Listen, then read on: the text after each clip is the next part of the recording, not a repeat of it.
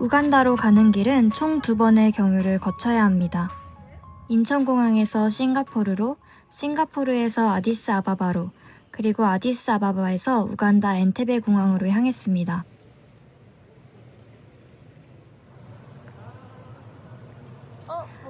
여러 예상치 못한 상황들이 있었지만 하나님의 인도하심으로 무사히 우간다에 도착할 수 있었습니다.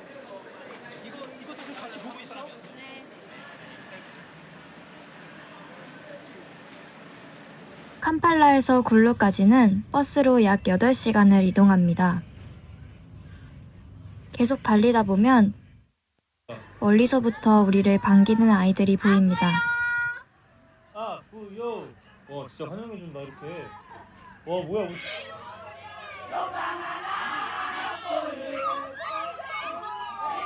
노래와 춤으로 신나게 환영해주는데요. 이것이 바로 아프리카 텐션입니다. 이렇게 굴루에 도착해 하루가 끝 난 것이 아니라 사역 준비를 해야 합니다. 굴루에서 지내는 동안 오전에는 학교 사역, 오후에는 마을 전도를 나갔습니다. 팀원들 모두 피곤했지만 바로 다음 날부터 사역이 시작되었기에 물품을 정리하고 사역을 함께 점검했습니다. 학교 사역의 시작은 복음 전파입니다. 서툰 언어에도 아이들은 모두 집중해서 말씀을 들어주었습니다. 이후 준비해 간 부자와 나사로 인형극 공연을 했는데 초롱초롱한 눈으로 집중하는 아이들의 모습이 인상적이었습니다. 다음으로 천지창조 이야기를 들려주었습니다. 색연필과 색종이, 스티커 등 다양한 재료를 이용해 하나님께서 지으신 땅과 바다, 하늘을 직접 꾸며보는 시간을 가졌습니다. 우간다에는 미술 수업이 없어서 종이접기조차 처음인 아이들이 많았습니다. 하지만 모두 흥미를 가지고 열심히 참여하여 하나의 아름다운 작품을 완성해냈습니다. 하나님께서 세상을 만드시고 보기 좋았더라 하셨던 것처럼 아이들이 직접 꾸민 하늘과 땅이 정말 보기 좋았습니다.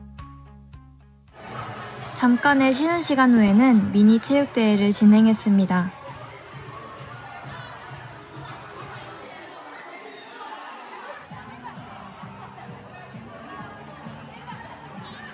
준비해간 게임들을 신나게 즐기는 아이들의 모습에 우리 팀원들 또한 무척 기뻤습니다.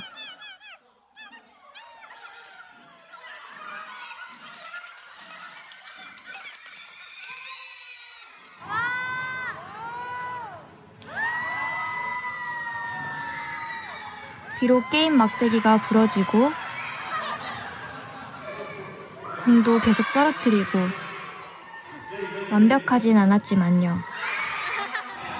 가장 인기가 좋았던 활동은 보너스로 준비해간 줄넘기였습니다.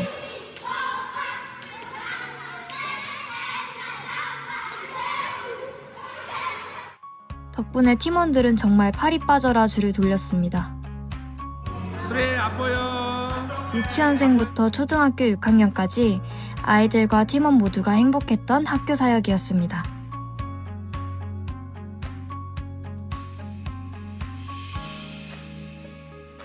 학교 사역을 마치고 가장 더운 시간대에 마을 전도를 나갔습니다. 어린이부터 노년에 이르기까지 다양한 사람들에게 모든 팀원들이 돌아가며 복음을 전했습니다. 알레고만 인 예수. 알레고만 인 예수. 아멘.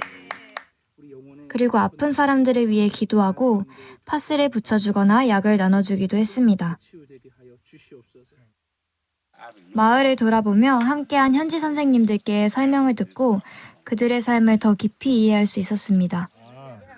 지금 현지 집을 구경합니다. 그들의 집에도 들어가 보았는데요. 와우. 그 안에는 그들의 삶이 있었습니다. 커튼이 있네. 대박. 비가 오던 어느 날에는 어두운 집 안에서 거의 30명의 사람들에게 복음을 전하는 기회도 있었습니다.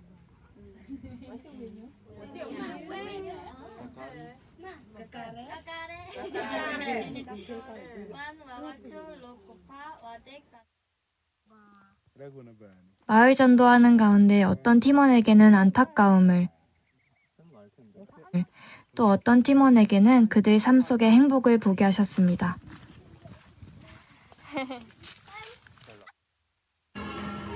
그리고 우리는 전도했던 사람들을 로우교회 예배에 초대했습니다.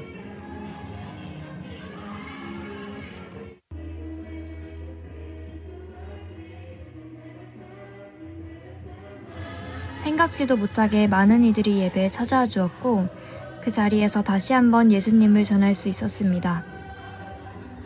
그들이 선물이나 사람을 기억하는 것이 아니라 오직 예수님 한 분을 기억하고 그분으로 인해 진정한 치유와 도약이 일어나기를 간절히 기도했습니다. 또 하나의 사역은 난민촌 이발 사역이었습니다. 아이들의 머리에는 상처와 굳은 딱지들이 많았습니다.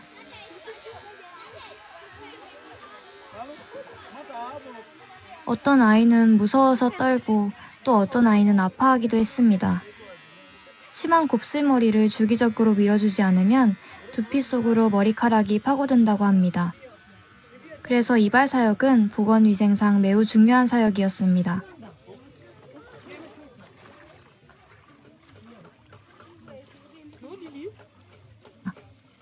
이런 귀한 사역을 우리 팀이 감당할 수 있어 감사한 시간이었습니다. 그곳에서도 인형극을 보여주었는데 언어가 달라 3중으로 번역하여 공연하기도 했습니다. 그렇게 폭풍처럼 이발 사역의 시간이 지나갔습니다.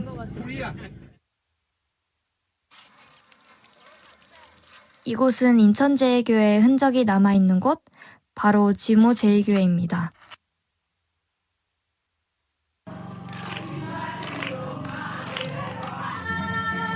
역시나 우리를 춤과 노래로 환영해 주었습니다.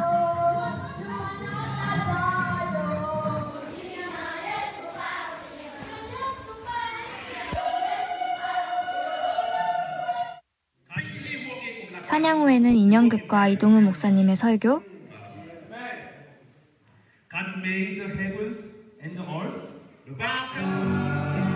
아픈 이들을 위한 기도,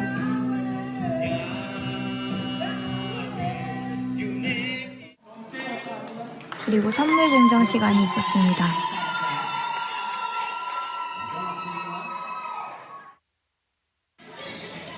이후에는 더러워진 벽을 새로 페인트 칠했습니다.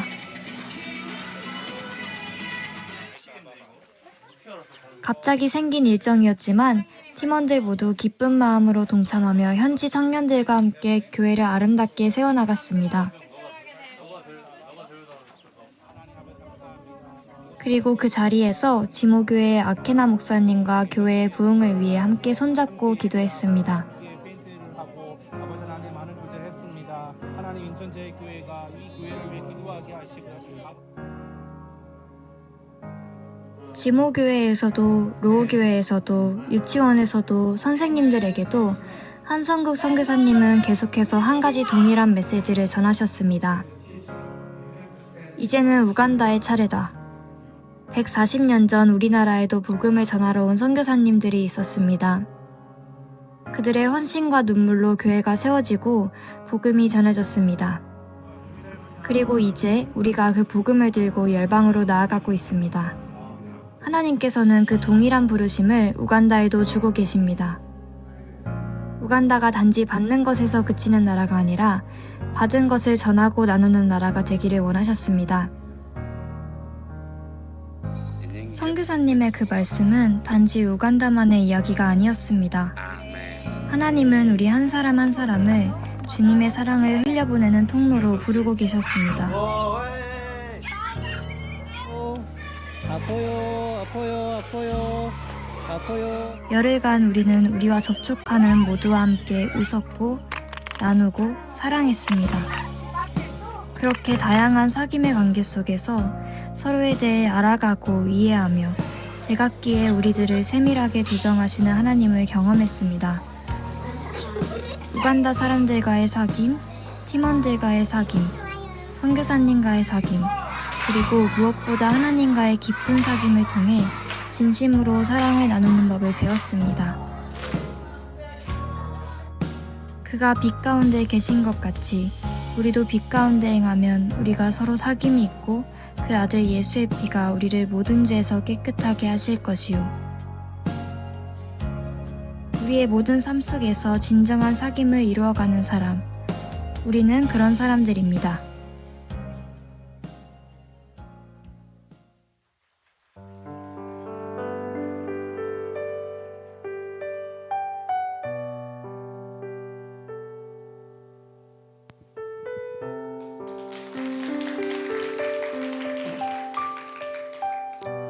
안녕하세요. 우간다 선교를 다녀온 김성규 집사입니다. 저는 2024년에 우간다 선교를 다녀왔습니다. 이번에 하반기 타무나 선교 두 번째 우간다 선교를 가게 되었습니다.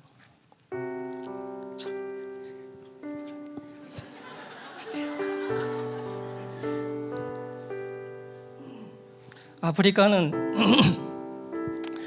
아직까지는 낯선 지역이라고 생각합니다. 피부색이나 외모로 인한 편견도 있는 것 같습니다. 저에게 아프리카의 첫 경험은 낯선 것에 대한 거리감이었습니다. 아프리카는 가난하고 문명과 거리가 먼 것 같았습니다. 지금 생각하면 이런 생각은 외모, 인종에 대한 낯섦과 편견이고 무지였습니다. 첫 선교에서 우간다에 대한 거리감은 선교가 끝나갈 무렵에야 바뀌었는데 이게 아쉬워서 다시 우간다를 가고 싶었던 것 같기도 합니다. 저에게 두 번째 우간다 선교의 동기는 우간다와 친해지기였습니다. 이번 선교는 7명의 선교팀으로 구성이 되었습니다. 청년 4명과 50대 집사 2명, 그리고 부목사님이 한 팀이 되었습니다.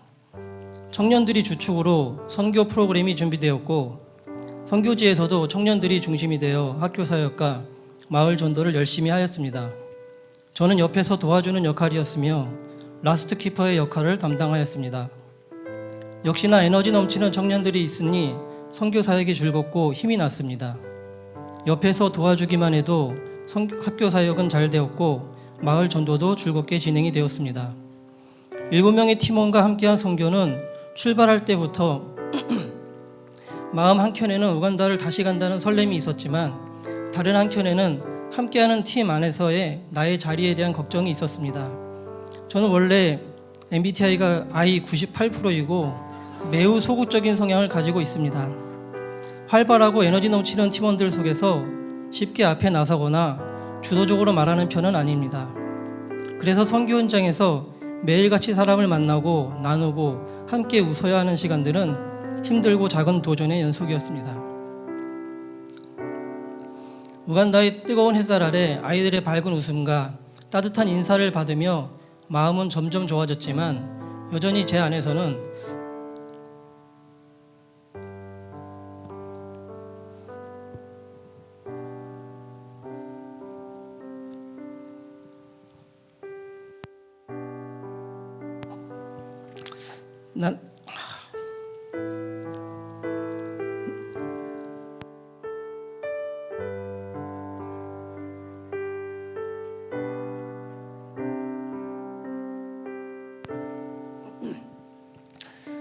나는 왜 이렇게 표현을 잘 못할까?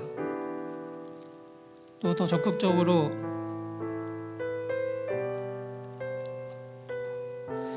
다가가야 하는데 나는 아쉬움이 있었습니다.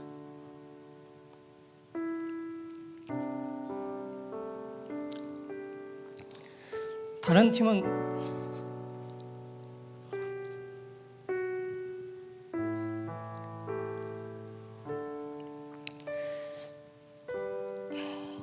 다른 팀원들은 아프리카가 처음이 맞나 싶게 우간다 아이들과 친하게 스킨십도 잘하고 앉기도 하고 잘 지내는 모습을 보았습니다.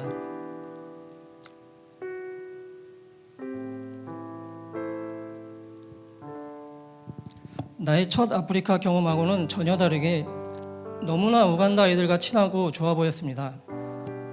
나하고는 쉽게 사진도 같이 안 찍고 웃지도 않는 아이들을 보면서 내가 아주 싫어 아이들이 싫어하나 하는 생각도 들었습니다.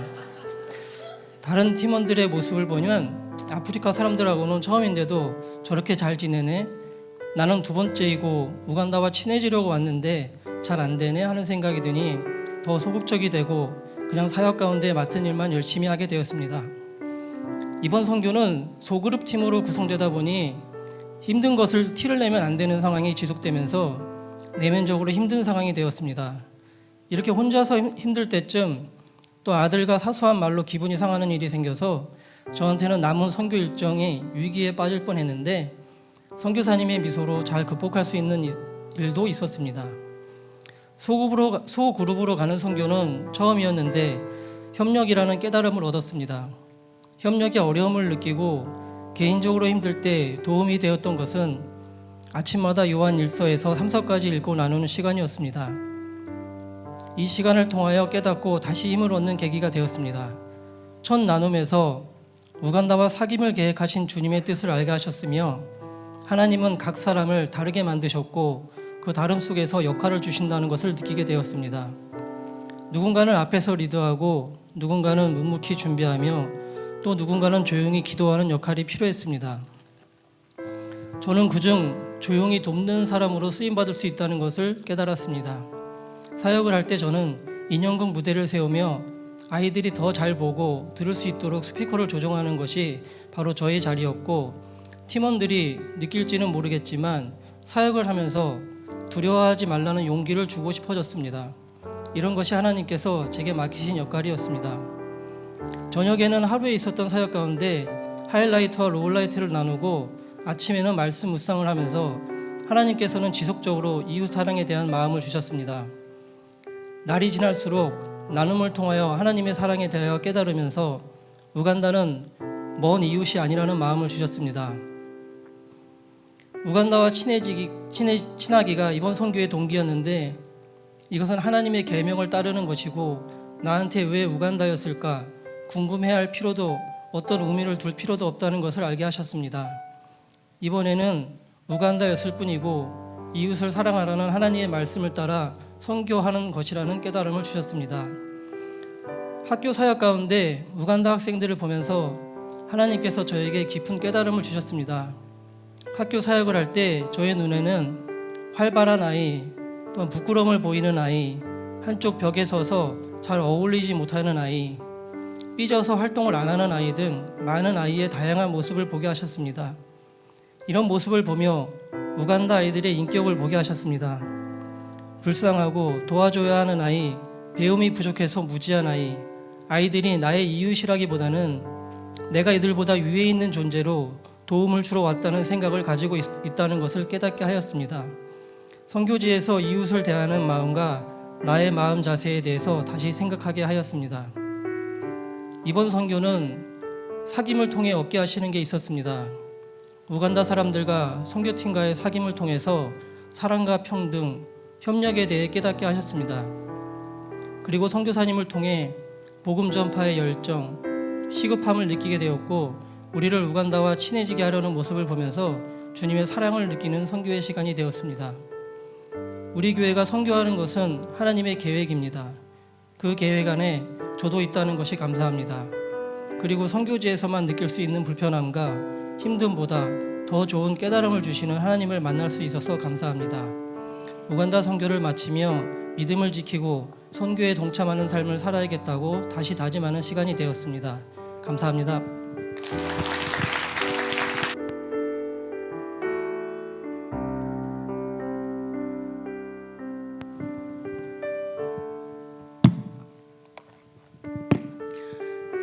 안녕하세요. 정지한 집사입니다. 중고등 시절부터 아프리카 선교를 해야 한다는 부흥 강사님들의 말씀이 하나님께 직접 응답을 받지 않았음에도 늘 한 번쯤은 아프리카에 가야 할 것 같은 생각으로 막연한 꿈만 꾸고 있었습니다. 인천 제1교회에 등록을 하고 얼마 되지 않아 우간다 단기 선교팀을 모집한다는 광고를 보고 이런저런 생각으로 재지 말고 일단 저지르고 보자 하고 신청했습니다. 막상 신청을 하고 시간이 다가오니 덜컥 겁이 났습니다.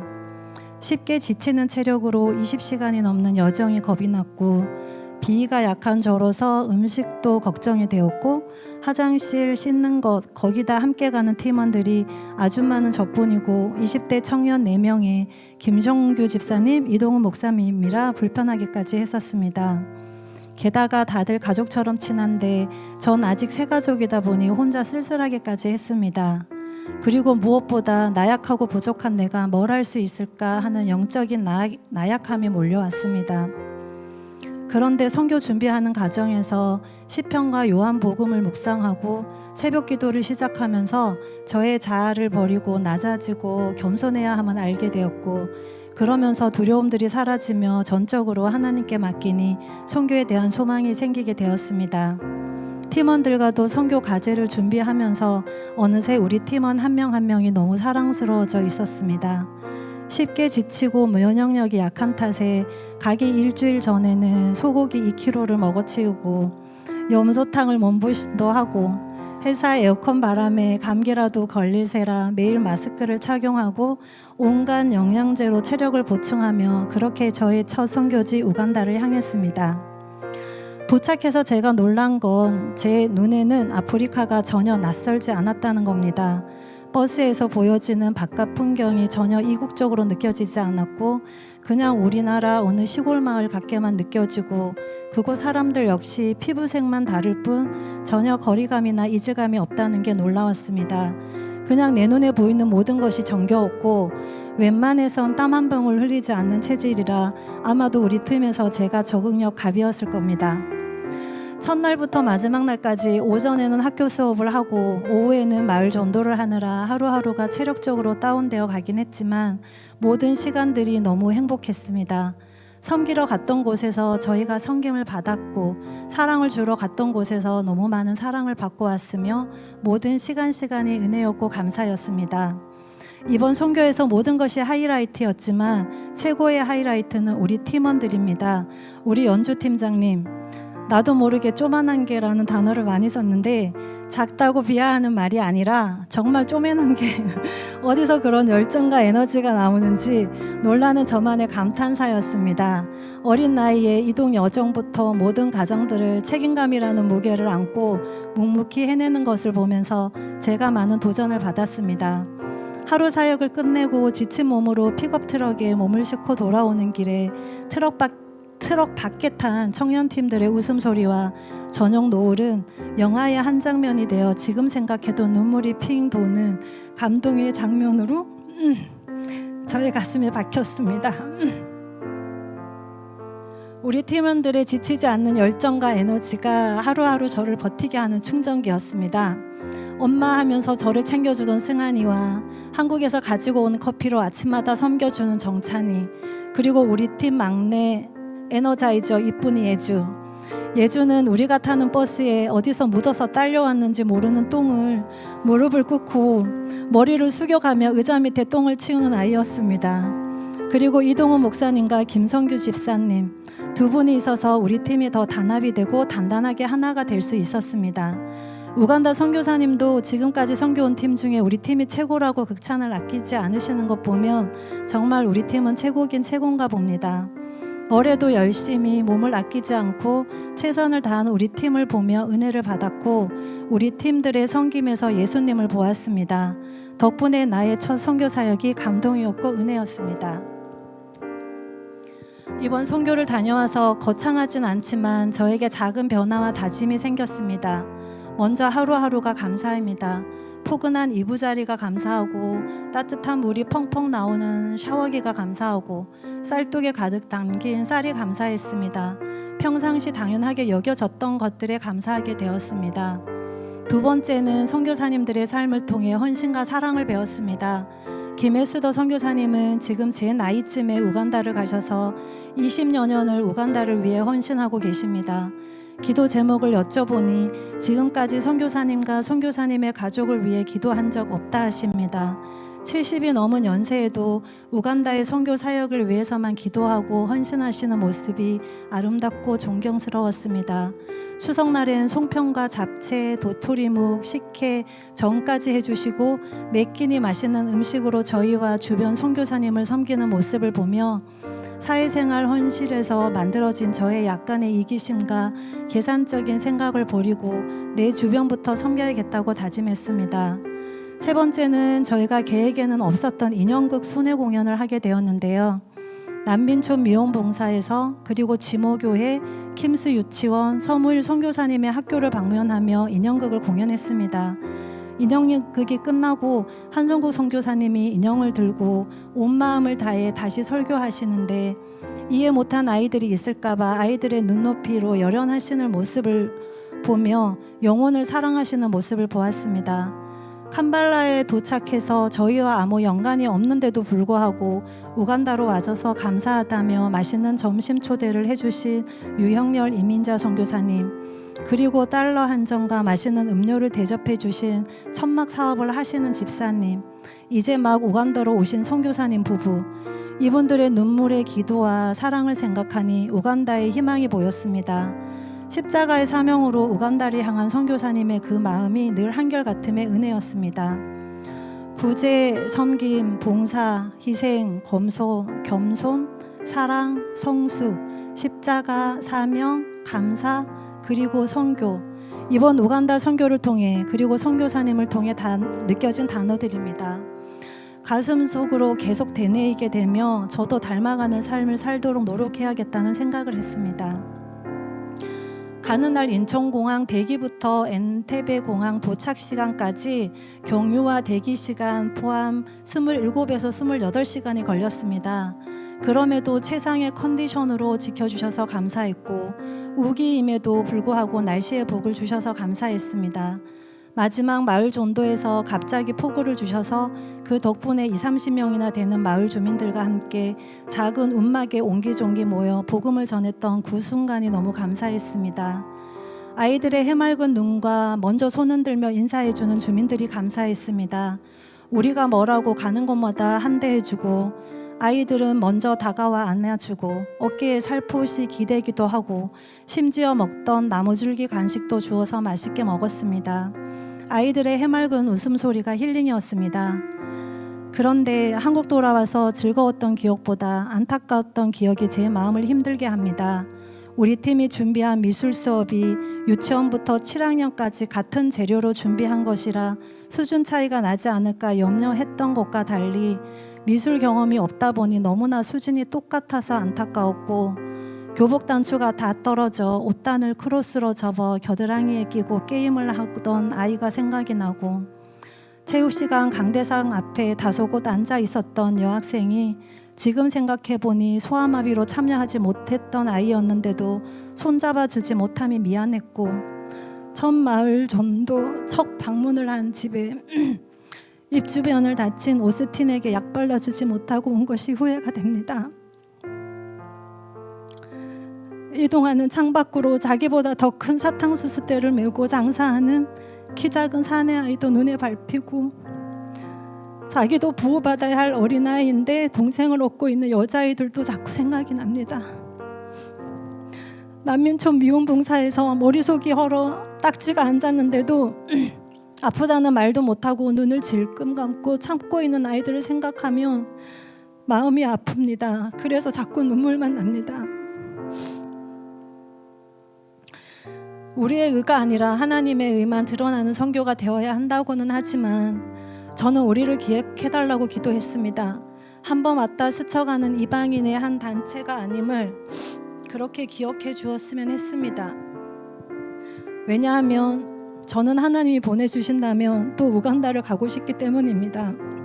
그때가 언제가 될지는 모르겠지만 우간다를 위해 그 영혼을 위해 하나님의 마음으로 사랑하며 그들을 가슴에 품으며 기도하겠습니다.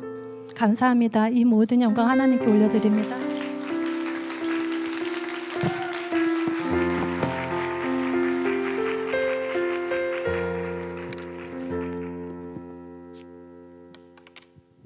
할렐루야. 할렐루야. 우리 한번 이렇게 인사해 볼게요. 이띠에마베. 네, 아출리전 말로 안녕하세요 이런 뜻입니다. 오 인사인데요. 다시 한번 인사해 볼게요. 이띠에마베. 옆 사람 인사해 보세요. 이띠에마베.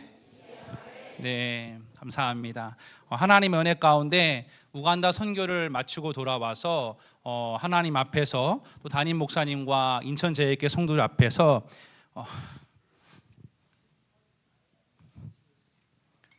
죄송합니다.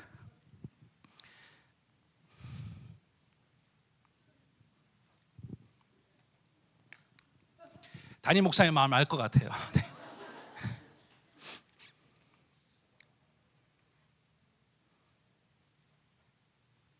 한 마음이 되어서 기도해 주셔서 감사하고요. 저는 선교팀을 파송하게 하신 하나님과 선교의 DNA를 가지고 함께 선교할 수 있는 인천제 가보니까 알겠더라고요.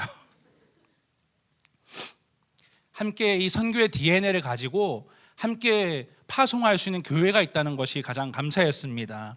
특별히 저희 팀의 엄마와 아빠 역할을 해주신 우리 김수영 집사님과 정지한 집사님 처음 가실 때는 되게 낯설어 하시고 그랬는데 선교가 마칠 때 그 눈가와 그 표정이 항상 기억이 납니다. 좋아해 주시고 웃어 주시는 그런 모습을 보았는데 소수였지만 독수리 칠형제라고 해야 될까요? 이렇게 함께 할 수 있다는 것이 얼마나 귀했는지 모릅니다. 여러분, 우리가 믿는 하나님은 선교하시는 하나님이십니다. 할렐루야. 여러분, 우리는 그 하나님의 선교에 동참하고 있고 쓰임 받고 있습니다. 저희가 선교를 가기 전에 한 영상을 같이 봤는데요. 어떤 목사님께서 그렇게 말씀해 주셨어요. 단순히 이 선교는 은혜 받으러 가는 것을 넘어서 하나님의 선교에 쓰임 받는 것이다. 여러분, 선교는 내가 한 영혼을 사랑해서 복음을 전하고 구제를 하고 뭔가를 하지 않습니까? 그런데 그렇게 하나님께 쓰임 받으면 오늘 담임 목사님의 말씀처럼 은혜는 따라오는 거예요. 할렐루야. 여러분, 그런 선교를 경험할 수 있다는 사실이 너무나 감사했고요.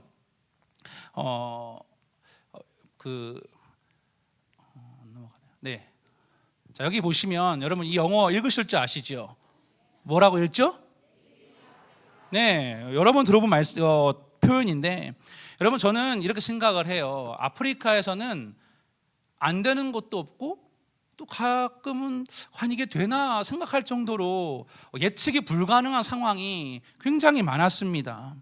저 개인적으로도 선교 기간 동안 홀로 해결해야 되는 뭔가 당황스러운 일들이 많았지만 선교사님께서 저희 팀을 모아놓고 이런 말씀을 해주셨어요. 아프리카에서는 좋은 일이든 나쁜 일이든 경험을 했지만 그것이야말로 좋은 일만 선교가 아니라 그 나쁜 일을 경험한 것 그 자체도 선교다라고 강조해 주셨어요. 예를 들어서 선교사님은 처음 가셨을 때 돈이 없어지고 또는 믿었던 사람들의 어떤 배신을 경험하고, 아마 저 같으면요, 저같이 새가심이고 호들갑 잘 떠는 사람에게서는 어떡하지, 큰일 났다, 맨날 울고 그랬을지는 모르겠어요. 그런데 선교사님께서는 필요하니까 가져갔겠구나. 여러분, 저는 특별히 이 아프리카 선교는 우리 모두에게 유연함과 융통성이 있어야 될 줄로 믿습니다. 여러분, 저는 여러분께 권면합니다. 어떠한 영역 속에 살아가던 내 예상을 뛰어넘고 내 계획을 뛰어넘는다고 할지라도 우리는 그것에 적응하는 것, 그렇게 훈련하는 것이 선교의 본질인 줄로 믿습니다. 저는 여러분 모두가 아프리카 가게 되기를 축복해요. 여기는 아멘 안 하시네요. 아프리카 가게 되기를 축복합니다. 여러분, 아프리카는요 정말 아름다워요. 저는요 스리랑카만 최고인 줄 알았어요. 근데 막상 가보니까요 아프리카도 굉장히 아름다운 땅이고 매력적인 땅이고, 그 아프리카에 갔다 오신 분들이 하신 말씀처럼 그 아프리카 땅과 영혼들이 주는 특별한 매력이 있습니다. 안 가본 분들은 몰라요. 한번 기회가 된다면 내 시간을 헌신하시고 물질을 헌신하셔서 꼭 다녀오게 되기를 축복하고요. 여러분, 아프리카는 굉장히 복음이 필요하고 더불어서 구제가 필요한 곳입니다. 이 기회를 통하여서 생각나실 때마다 아프리카를 위해서 기도해 주시기를 바랍니다. 자, 우리 본문 말씀을 앉은 채로 오늘 말씀인데요, 한번 읽어보도록 할게요. 자, 한번 읽어보겠습니다. 시작.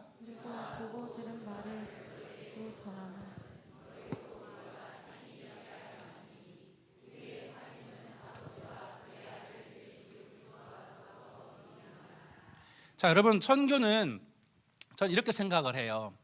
선교의 본질은 사귐이라고 어디 적혀 있진 않지만, 제가 이 선교 보고를 준비하면서 어떤 짧은 저의 생각입니다. 한번 따라해 볼까요? 선교의 본질은 사귐이다. 이번 우간다 선교팀은 이 선교 여정을 통하여서 주님과의 깊은 사귐과 또 간증해 주셨듯이 공동체와 우간다라는 나라와 그 영혼들과의 깊은 사귐을 가졌습니다. 그 깊은 사귐의 시간을 통해 우리 모든 팀원들이 이전에 경험해 보지 못했던 주님의 사랑을 경험하고 더 나아가서 그 한국에서 지쳤던 마음과 어떤 쓴뿌리들, 어떤 상처들, 다가가지 못하는 어떤 그런 자신감 없는 모습들, 인간관계의 어려움들, 그런 모든 연약함들을 회복하게 하시는 하나님의 은혜를 경험했습니다. 여러분, 하나님께서 사람을 창조하신 목적은 우리와의 교제와 사귐이고 소통입니다. 믿으십니까? 저는 그래서 여러분 모두가 하나님의 자녀로서 우리가 이 땅에서 해야 될 뭔가 나만의 일이 먼저가 아니라 하나님과 우리와의 그 친밀한 교제, 그 관계가 여러분의 삶 가운데에 먼저가 되시기를 축복합니다. 여러분, 사귐에는요 2가지 방향이 있습니다. 하나는 성도와 하나님과의 수직적인 사귐이 있다고 말할 수 있겠고요, 또 한 가지는 성도와 성도 간의 수평적인 사귐이 있다라고 말씀드릴 수 있겠어요. 그런데 여러분, 우리는 항상 사람들과만 잘 지내고 뭔가 사람들과의 사랑을 먼저 하는 경향이 있습니다. 그런데 우리 인생이 진정한 평안함을 누리려면 하나님과의 수직적인 사귐이 선행되어야 합니다. 할렐루야. 신앙은요 항상 질서가 있습니다. 그러니까 신앙은 내 마음대로 하는 게 아니라 먼저 뭔가를 해야 되는데 그 먼저가 뭐냐면 하나님과의 사귐이라는 거죠. 할렐루야. 그리고 그 주님과의 사귐을 온전하게 경험하고 하나님의 사랑을 충분하게 경험한 사람이 그 선교를 잘할 수 있는 거예요. 자, 말씀 아까 본문을 다시 한번 우리 한번 읽어보도록 하겠습니다. 시작. 우리가 보고 들은 바를 너희에게도 전함은 너희로 우리와 사귐이 있게 하려 함이니 우리의 사귐은 아버지와 그의 아들 예수 그리스도와 더불어 누림이라. 네, 여러분, 잃어버린 영혼들에게 그 주님과의 사귐을 권면하고 회복할 수 있도록 하는 게 선교라고 한다면, 그래서 우리 선교팀은 더불어서 스리랑카나 일본이나 캄보디아 모든 팀원들이 시편 성경 읽기를 했어요. 선교적으로 요한복음도 읽고 새벽에 기도하고 또 가서는 아침마다 요한 1서부터 요한 3서까지를 매일 나누어서 묵상을 했는데요. 그러니까 여러분, 하나님과 사귐이 우리 팀원 안에 선행이 되고 사랑이 부어지니까 그 사랑이 자연스럽게 우간다를 향하고 우간다의 영혼을 향했다는 거죠. 저는 여러분께 권면드리고 싶은 것은 선교적인 사명을 감당하기 원한다면 여러분이 무엇이 먼저인지를 알고 그 주님과의 깊은 사귐을 회복할 수 있게 되기를 축복합니다. 여러분, 하나님과 사귀는 사람의 특징이 뭐냐면 기쁨이 넘칩니다. 우리 김성규 목사님 처음에는요 텐션이 별로 없었거든요. 가서는 얼마나 텐션이 아프리카 사람 같은 줄 알았어요. 우리 정재환 목사님 마찬가지고 우리 팀원 모두가 안 웃은 적이 없어요. 버스에서도 웃고 나눔하면서도 웃고 전도하면서도 웃고. 여러분, 사귐의 열매는 기쁨입니다. 이 사실을 기억하시고, 여러분, 저는 사역을 행하기 이전에 먼저 사귐이 본질인 줄로 믿으시고 늘 주님과 깊은 사랑을 경험하게 되시기를 축복합니다. 옆 사람 이렇게 축복해 볼까요? 주님과 깊이 사귀어 봅시다. 자, 저는 그러한 맥락에서 선교는 접촉이라고 하시는 담임 목사님의 말씀에 100% 동의합니다. 왜냐하면 이 우간다 선교를 통해 우리는 우간다에 있는 나라와 그 영혼들을 접촉하고 돌아왔어요. 먼저는 주님과 깊은 사귐을 경험하고 그 사귐을 가지고 나아가서 그 영혼들을 접촉하고 그 영혼들을 만나는 가슴이 만나는 따뜻한 소통이 일어났다는 거죠. 킴스 스쿨에서 어린이들과 미술 수업을 하고 또 색종이를 접고 그림을 그리며 색종이를 접어본 적이 없어서 제가 동서남북 접는 걸 알려줬어요. 비행기 접는 것도 알려주고, 그리고 체육 시간에 함께 줄넘기를 돌리고 같이 시간을 보내고, 로우 유치원이라는 곳에 갔는데요, 제가 처음부터 사실 제가 시초죠. 애들이 심심해하는 것 같아서요 잡기 놀이를 했어요. 막 문 뒤에 숨어서 하고 놀래주고 이렇게 막 먹히더라고요. 저희 집 아이들은 별로 좋아하지 않는데 걔네는 하니까 먹히더라고요. 그래서 영상을 하나 준비했습니다. 영상을 잠깐 40초 영상인데요. 보시고 갈게요.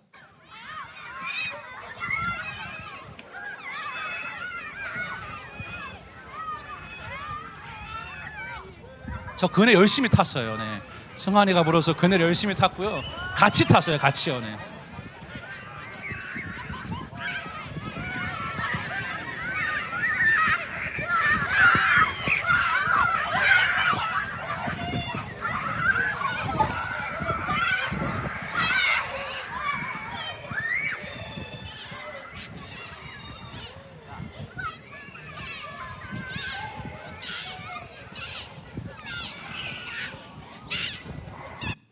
네, 제가 언제 접촉이라 느꼈냐면요. 이 시간에 어떤 아이가 신났나 봐요. 제 엉덩이를 찰싹하고 때리는 거예요. 아, 이게 접촉이구나. 감히 있을 수 없는 일이에요. 저희 집 아이들을 아니고는 누가 감히 제 엉덩이를 때립니까? 그러니까 여러분 이게 별거 아닌데도 얼마나 즐거웠고 기뻤는지 모릅니다. 팀원들은 그뿐만 아니라 마을 전도를 통해서 많은 영혼들과 접촉을 했습니다. 그러면 한번 생각해 보세요. 그 전도를 하면서 어떤 경험이 있었냐면요. 할머니인데 걸음걸이가 불편합니다. 그런데 외부인이 왔다고 무릎을 꿇고 저희에게 인사를 하시는 거예요. 한참 몇십 년 덜 산 우리에게. 저는 몸둘 바를 몰라서 그것이 익숙하지를 않았어요. 그런데도 불구하고 환대해주고, 여러분 일단 우간다 영혼들은요, 저희가 가면 의자부터 갖고 나와요. 우리 보고는 의자 앉으라 하고 본인들은요 의자가 아니라 돗자리를 펴고 앉습니다. 그 모습이 얼마나 안타까웠는지 모릅니다. 그럼 저는 가장 인상적이었던 순간은 아까 영상에도 나왔듯이 남수단에서 이발 봉사를, 남수단 난민촌에서 했던 이발 봉사가 가장 기억에 남는데요. 여러분 사실 남수단에 살던 사람들이 전쟁 때문에 우간다 지역으로 내려와서 10년이 됐다는 겁니다. 10년 동안. 그런데 그곳에 도착하자마자 그 무리에서 찬양 소리가 들려오는데 이런 찬양이 들려오는 거예요. God is so good. 이거 아세요? 좋으신 하나님을 부르는 거예요. 근데 그 찬양을 듣는데 제 마음에 이런 생각이 들었어요. 이들이 마주한 현실, 내 나라를 잃어버리고 난민촌에 와서 남의 나라에서 10년이나 동안 고향을 그리하며 살았는데 과연 이들에게 정말 하나님은 좋으신 하나님일까? 그런 의문점에 들었지만 저는 분명하게 제 안에 확신이 들었습니다. 하나님은 그들도 사랑하신다. 그곳에서 한 사람 한 사람을 정성껏 이발 봉사를 했어요.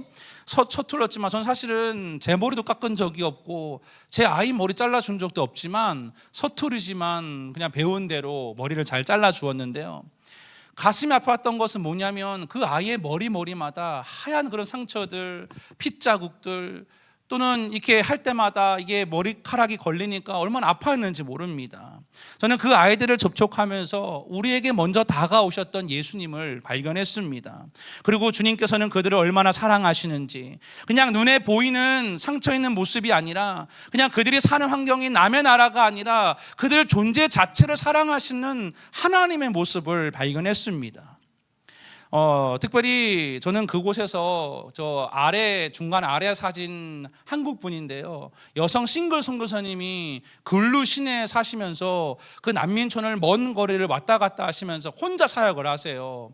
한국인하고는 혼자예요. 그런데도 얼마나 기뻐하고 이질감이 없었습니다. 저는 그 모습이 바로 눈높이를 맞춰주시고 함께 하셨던, 성육신 하셨던, 그들과 접촉하셨던 예수님과 같았습니다. 영상을 한번 보고 가도록 하겠습니다.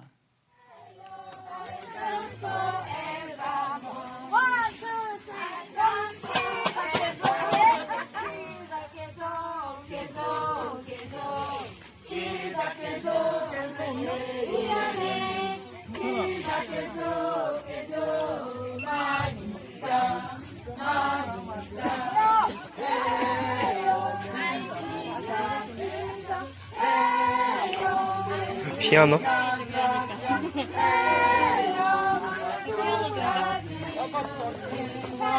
대박이다.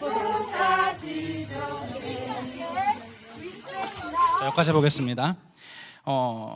저희는 그들을 머리를 깎아주면서 그들을 접촉했지만 우리는 그 접촉하는 순간에 우리를 섬기시기 위해 이 땅에 오셨던 예수님의 마음을 느꼈고 그들을 사랑하고 있다라는 분명한 메시지를 저에게도 주셨습니다.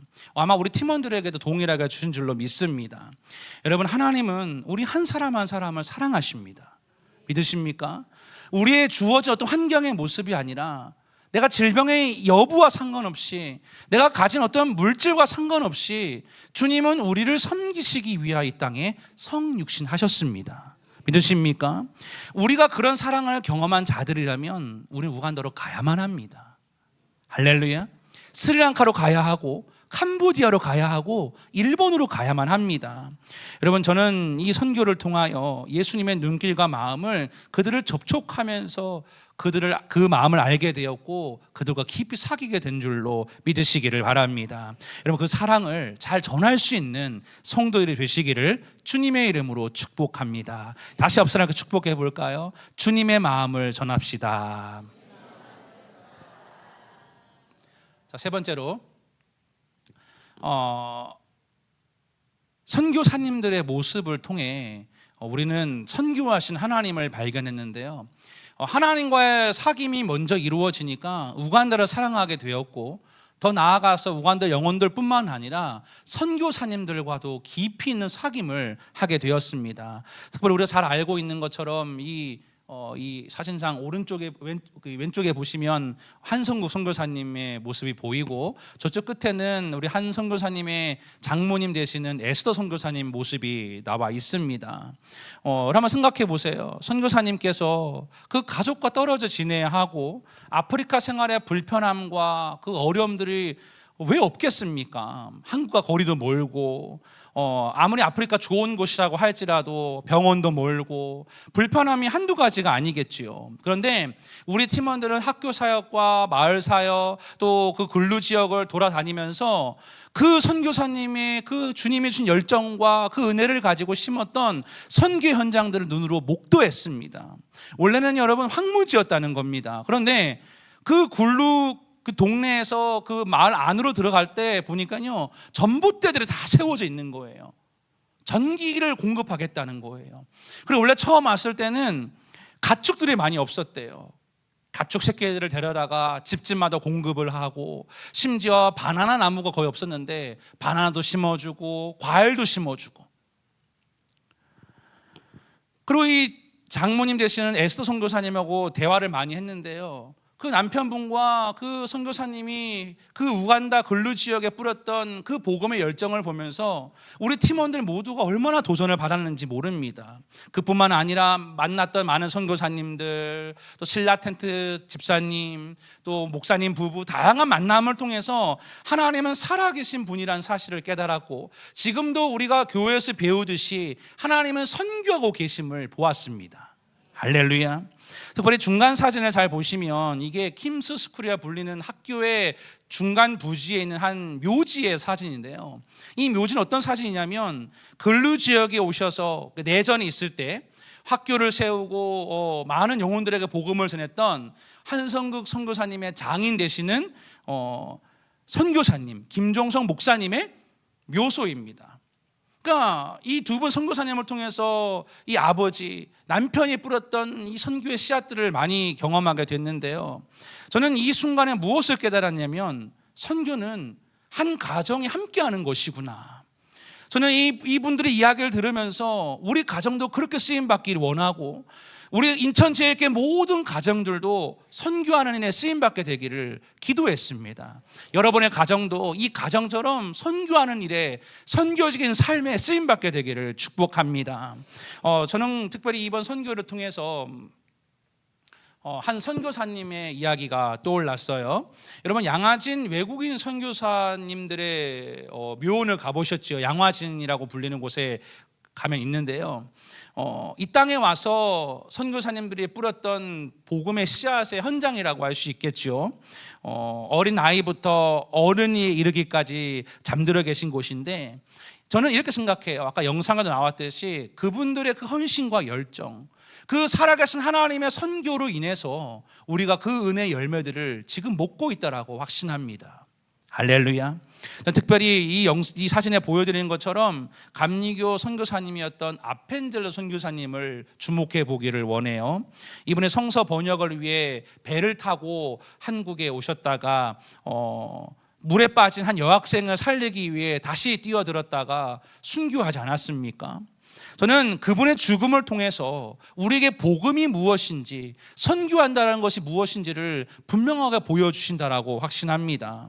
여러분, 우리는 하루를 지금 살아가고 있지요. 그러나 동일하게 하루를 살아가지만 모든 삶의 모습이 아름답거나 존경받을 만하진 않다라고 생각을 합니다. 어떤 사람은 삶을 통하여 예수님과 복음이 드러나지만 또 어떤 삶은 복음과는 너무나 거리가 먼 그런 삶을 살고 있지는 않습니까? 여러분들은 과연 이 땅을 살아가시면서 어떻게 살고 계십니까? 고린도전서 9장을 보면 사도 바울이 그동안 자신이 살면서 어떤 삶을 살았는지를 이야기하는 장면이 나오는데요. 사도 바울이 복음을 위하여 얼마나 열심히 부단히 달렸는지 모릅니다.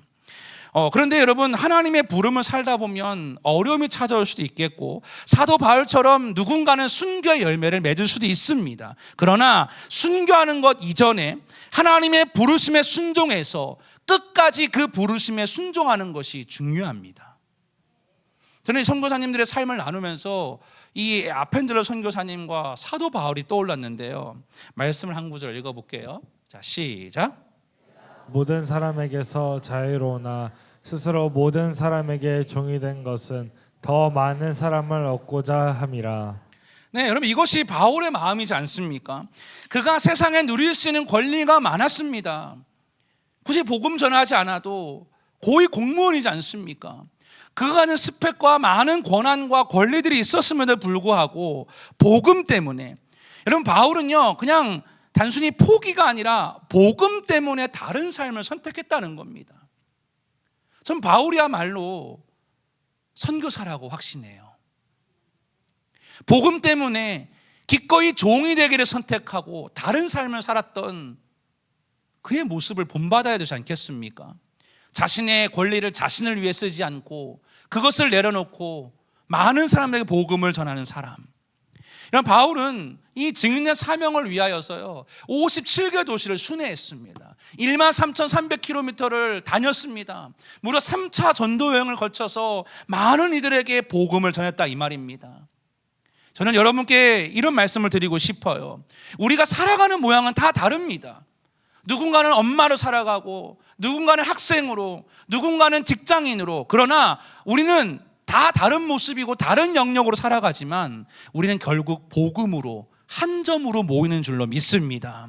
여러분, 우리는 그렇다면 이 사도 바울처럼, 선교사님처럼, 아펜젤로 선교사님처럼 우리는 결국 하나님의 선교에 동참해야 되지 않겠습니까? 우간다 선교는 남의 이야기가 아닙니다. 우리 모두가 해야 될 일입니다. 할렐루야. 그런 귀한 하나님의 선교에 쓰임받게 되기를 축복합니다. 자, 마지막으로 하나님은 팀원들에게는 모르겠지만 저에게는 이런 질문을 하셨어요. 이래도 갈래? 한번 따라해 볼까요? 이래도 갈래? 여러분, 이거 어디서 많이 들어본 표현 같지 않습니까? 어디서 들어봤죠? 기억력이 참 좋으시네요. 하루는 이제 차를 타고 길을 가고 있는데 그때 보였던 사진이 떠올라서 선교사님과 대화를 나누게 됐어요. 물론 이 사진은 그때 보여주었던 곳과는 다른 곳이지만 제가 선교사님께 물어봤어요. 선교사님, 다음 계획은 무엇이십니까? 한국에 가시는 것입니까? 아니면 다른 곳에 가시나요? 다음 스텝은 무엇입니까? 라고 여쭈어 보았는데요, 제 마음에 굉장히 그 말이 마음에 남았습니다. 하나님께서 그만하라고 하실 때까지 이곳에 있는 것입니다. 여러분, 그런 말씀을 하셨지만 왜 선교사님에게 그 18년이라는 세월이 안 어려웠겠습니까? 선교를 왔던 청년이 말라리아로 하늘나라 가게 되는 경험이 있었고요, 틈만 나면 믿었던 사람들이 뭔가를 훔쳐가고 배신하고 떠나고, 또 그 학교를 운영하면서 많은 재정이 필요했지만 그 경제적으로 어려운 문제를 경험하고 왜 안 어려웠겠습니까? 그럼에도 불구하고 선교사님은 저에게 뭐라 말씀하셨냐면, 이곳에 하나님의 마음과 비전이 있다면 어떻게든 이루어 가실 것을 확신하기 때문에 저는 그 마음에 순종할 것입니다. 할렐루야. 여러분, 그런데 우리는 너무나 쉽게 포기하는 게 문제입니다. 어려움이 있더라도 복음 앞에서는 포기는 없습니다. 믿으십니까? 사도 바울이 이렇게 또 고백하죠. 함께 읽어보겠습니다. 시작. 이제 나는 성령에 매여 예루살렘으로 간대 거기서 무슨 일을 당할는지 알지 못하노라. 오직 성령이 각 성에서 내게 증언하여 결박과 환난이 나를 기다린다 하시나 내가 달려갈 길과 주 예수께 받은 사명 곧 하나님의 은혜의 복음을 증거하는 일은 나의 생명조차 조금도 귀한 것으로 여기지 아니하노라. 자, 앞절에 보시면 내게 증언하여 성령께서 뭐라 말씀하시냐면요, 결박과 환난이 나를 기다린다 하시나, 앞에 있는 게 희망과 소망이 아니라 결박과 환난인 것을 사도 바울이 알게 된 거예요. 여러분은 어떻게 아시겠습니까? 내가 뭔가 하나님의 선교에 동참하고 내가 복음을 전하는데 내 앞에 기다리는 게 평강과 막 은혜가 아니라 하나님이 대놓고 결박이고 환난이라 한다면, 여러분이라면 하나님의 마음이 있는 그곳에 순종할 수 있습니까? 그런데 바울은요, 기쁜 일만 있었던 게 아닙니다. 실제로 유대인에게 고발당하고 막 손해도 보고 감옥에도 갇히고 돌에도 맞고 죽을 뻔한 위기가 한두 번이 아닙니다. 그런데 바울은 오히려 기뻐했습니다. 박해하는 자가 있어도, 핍박하는 자가 있어도 그 이방인을 구원하는 복음의 도구로 자신을 택했다는 사실을 믿었고 그 하나님의 선교에 기꺼이 동참한 줄로 믿습니다. 여러분, 바울은 고난보다 그게 더 기쁜 이유였습니다. 여러분, 지금 삶이 어떠십니까? 예수님을 믿는 것 때문에 불편하십니까? 하나님의 선교를 해야 되는데 내게 없는 물질과 경제적인 어려움이 더 주목되십니까? 내가 하나님의 선교에 인천제일교회와 함께 동참해야 되는데 내게 없는 게 더 보이십니까? 그러나 우리가 여전히 선교할 수 있는 이유는 바로 이거예요. 이 말씀도 한번 읽어볼게요. 시작. 즉 죄인 되었을 때 그리스도께서 우리를 위하여 죽으심으로 하나님께서 우리에 대한 자기의 사랑을 확증하셨느니라. 예, 확증한다는 표현은 그렇습니다. 이 진리가 변함이 없다는 거예요. 그래서 우리는요, 그 소망을 꿈꾸면서 선교할 수 있습니다. D.A. 카스는 이렇게 말했어요. 우리의 존재의 의미는 감당치 못할 하나님의 사랑을 받는 데서 온다. 여러분, 지금 삶의 환경을 보지 마시고 나를 사랑하시는 주님과 깊은 관계를 맺게 되시기를 축복합니다. 하나님의 사랑이라면 모든 걸 할 수 있습니다. 주님이 나를 사랑하신데 무엇이 문제가 되겠냐, 이 말입니다. 여러분, 그 예수님께서 우리 위해 지셨던 십자가를 기억해 보세요. 주님이라고 그 채찍 맞고 십자가라는 사명이 쉬웠겠습니까? 그런데 주님은 아신 거예요. 그 아버지 하나님의 사랑을 신뢰하고 확신하셨습니다. 그리고 기꺼이 십자가를 지셨고 부활의 영광을 경험하신 줄로 믿으시기를 바랍니다. 여러분께 오늘 마지막으로 권면합니다.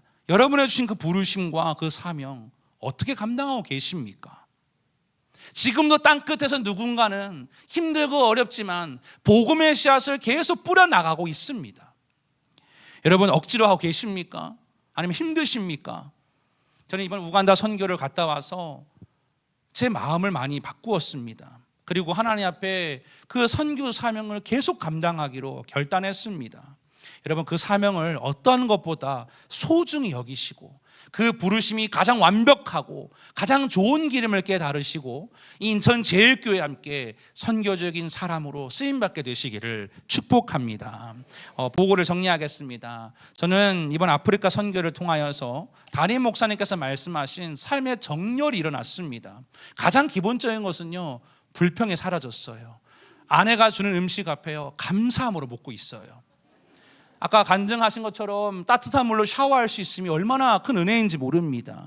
그리고 그동안 제가 하던 어떤 사역과 선교의 방향을요, 완전히 수정하고 하고 있습니다. 저는요, 이런 말씀 드려 죄송하지만 저는 무조건 스리랑카로 한번 가야 된다라고 생각을 했는데 계획을 수정했어요. 기도하고 있어요. 어떻게 할지 모르겠지만 하나님이 보내신 곳에 가겠지만요, 여러분, 저는 아프리카를 다녀온 뒤로요, 모든 걸 전면 수정했어요. 내 삶의 방향도, 사역도, 선교도. 여러분, 그렇습니다. 우리가 가야 될 열방이 분명하게 있습니다. 먼저는 내가 주님과 깊은 사귐을 가지시고 그리고 내가 속한 영역과 열방으로 가셔서 어떤 부르심이든지 간에 그 부르심에 잘 순종할 수 있는 우리 제일교회 모든 성도님이 되시기를 주님의 이름으로 축복합니다. 축복합니다.